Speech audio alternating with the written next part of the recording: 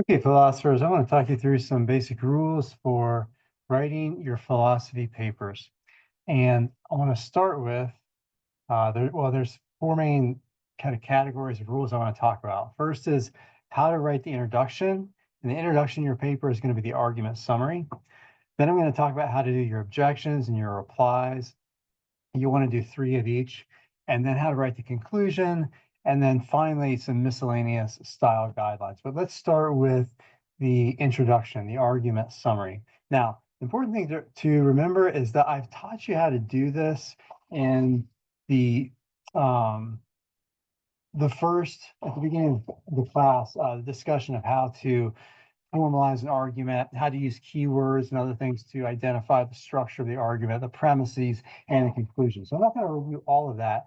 I want to talk more about how to write this up in your paper. So first of all, I just want to give you an example. Here's what I'm looking for, the kind of thing I'm looking for in the introduction to your papers, which is the argument summary. So I want a sentence that kind of introduces, here's the text I'm talking about, and then here's my formalization of the argument in this text.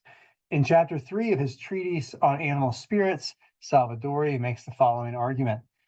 Premise 1, if Fido's a dog, then he's a mammal. Two, Fido is a dog, and then conclusion, therefore Fido is a mammal. That's all I'm looking for in that first paragraph. Now, here are the rules that apply. First of all, preface your argument summary with a sentence that introduces the work and its author. So in my example, there was that first sentence. In chapter 3 of his treatise on animal spirits, Salvador makes the following argument. Or, to use an author in a text that is actually philosophical. In book 2, chapter 8, section 12 of John Locke's An Essay Concerning Human Understanding, he makes the following argument.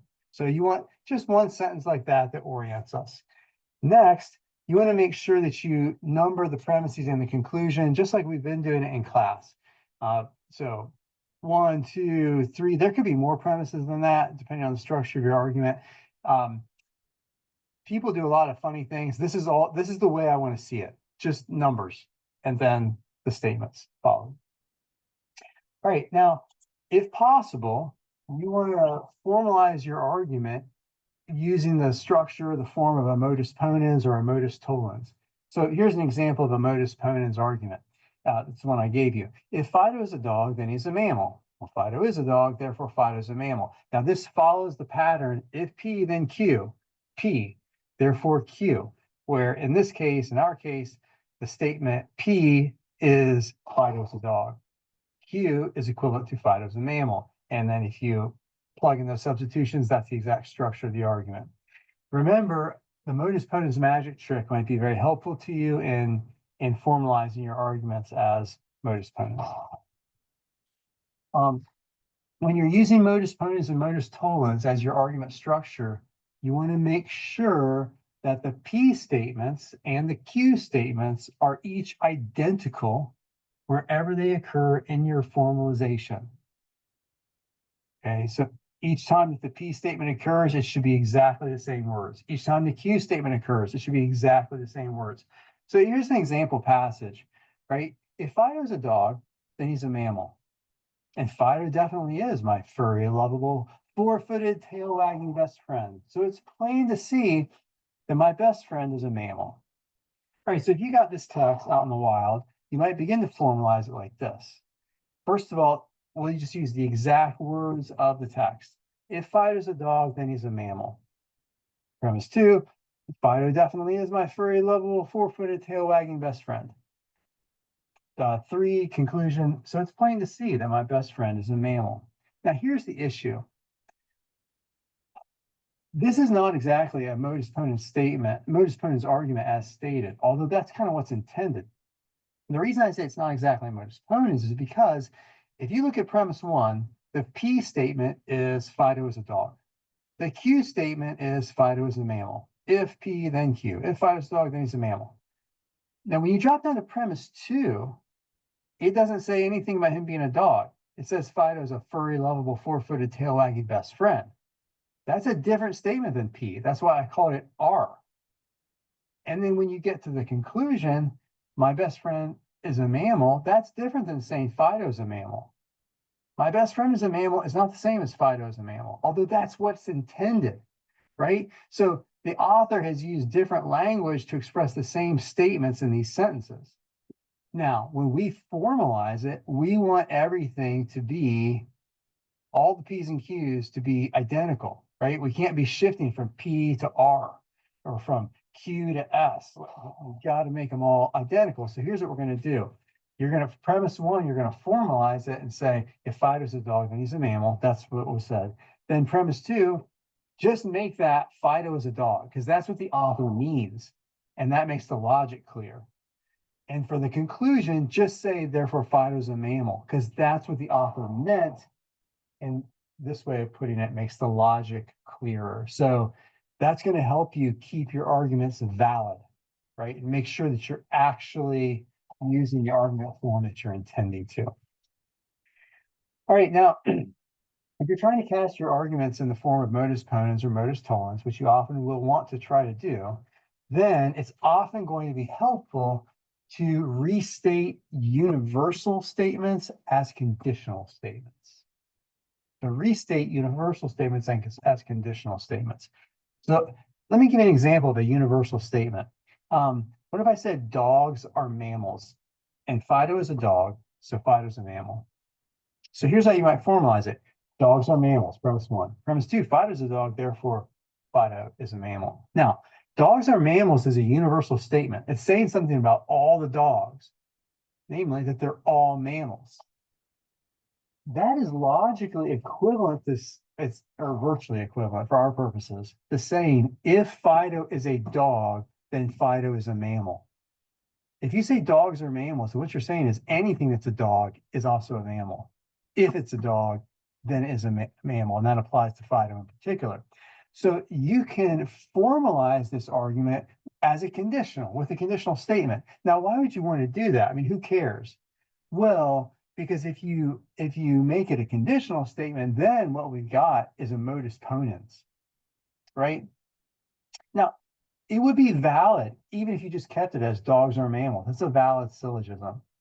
But if you want to just make sure that it's actually the argument form that I've been teaching you, then you can restate this as a conditional. And so the same thing also applies to universal negations. Like if I said no dog is a reptile, that's logically, implies all these different conditional statements. Like if it's true that no dog is a reptile, then here's a way you could recast that. If something is a dog, then it's not a reptile. If something is a reptile, then it's not a dog. If Fido's a dog, then he's not a reptile. And if Fido's a reptile, then he's not a dog. All of these are things that you could substitute for no dog is a reptile. Those are all logically implied by, more or less, by no dog is a reptile. And why would you want to do that? Again, it might help you to recast an argument or to think about it as a modus ponens or a modus tollens. And that might be useful to you. You don't have to, just a suggestion. 6, no line of your formalized argument should contain words like since or because. Why would I say such a thing? Because those words indicate that what you've got in that sentence isn't just a premise, and it isn't just a conclusion. What you packed into a single line is a whole argument in disguise. And we need you to break that argument down, unpack it into its separate parts. So let's say I had this sentence, any kind of sentence that said, well, since P, therefore Q, or because P, therefore Q. Here's a natural language equivalent. Since Bobby is older, he's wiser. Okay, now here's what's going on in that sentence. When you got a since statement, what it's saying is, if Bobby is older, and he is, then he is wiser. Or if you say, because Bobby is older, he is wiser. What you're saying is, if Bobby is older, then he's wiser. And guess what? Bobby is older, so he's wiser. That's what you're saying. So in fact, that's what you should say. That's how you should break down a since or because statement into the component parts, because it's its own whole argument, a modus ponens. So do that. 7, the conclusion of the argument, that when you formalize it, can't also be one of the premises. the conclusion of the argument can't also be one of the premises. If you do that, you're doing what's called begging the question. Now, let me give you an example. So let's say you got premise 1 says harassment is wrong. Premise 2, it happens all the time in public places. 3, most victims of harassment are women. 4, therefore harassment is wrong. Now, what's the problem? It's not that any of these statements are necessarily false. And actually, the problem is not even that it's not valid. Remember what validity means? Validity means if the premises are true, the conclusion must be true. Well, guess what? If premise 1 is true, then premise 4 must be true because they're the same statement.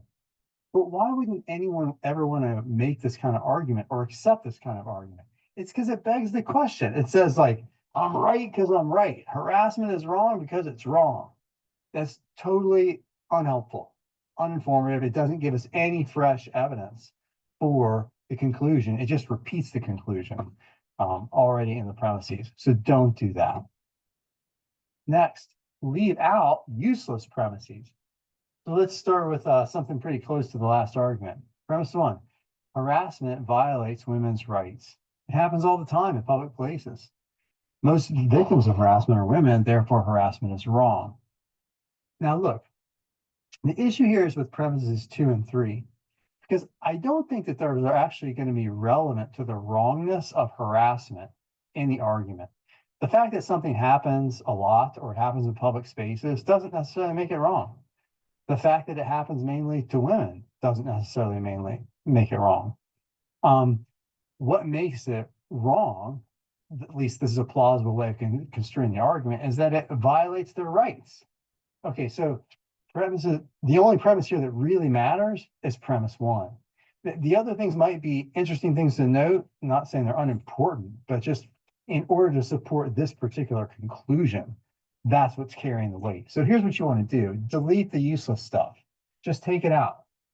Now, if I'm reconstructing the argument, in this case, I'm also going to want to use my modus ponens magic trick to charitably reconstruct it as valid.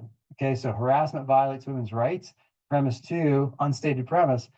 If harassment violates women's rights, then it's wrong. Therefore, harassment is wrong. Boom. That's what you want to end up with.